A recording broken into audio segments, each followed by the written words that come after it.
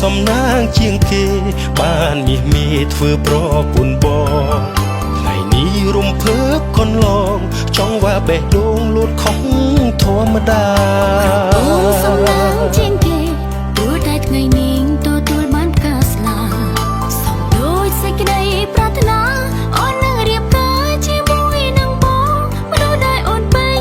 ចិត្តសូមអរគុណនិស្ស័យ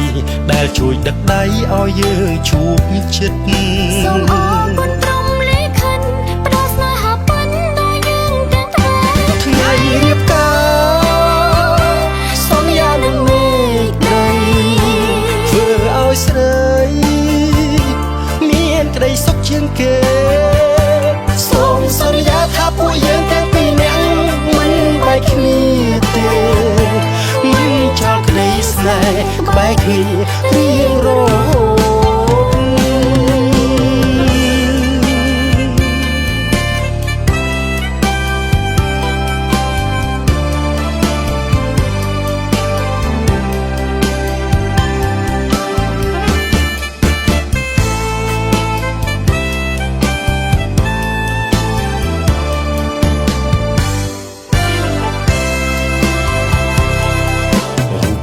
សំណាងជាងគេ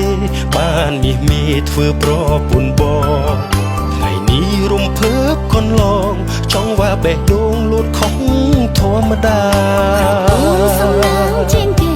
ទូតែថ្ងៃនេះទទួលបានការស្លា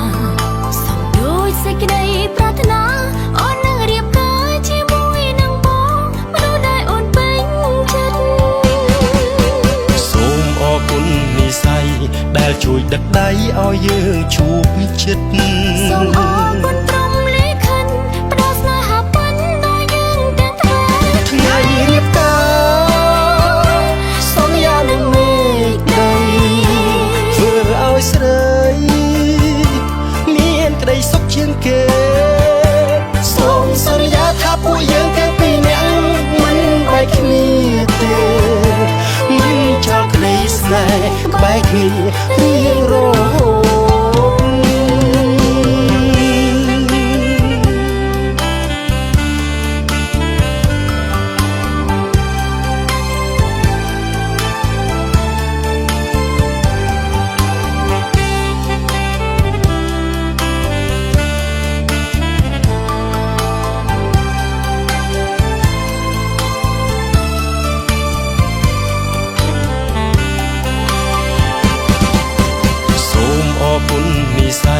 ដែលជួយដឹកដៃឲ្យយើងជួបចិត្តសូមអរគុណព្រមលេខិនផ្ដល់ស្នេហាពិនដល់យើងទាំងថ្ងៃរៀបការសន្យានឹងមេឃដីធ្វើឲ្យស្រីមានក្តីសុខជាងគេសូមសន្យាថាពួកយើងទាំងពីរនាក់មិនបែកគ្នាទេមិនចោលក្តីស្នេហ៍ក្បែរគ្នារៀងរហូត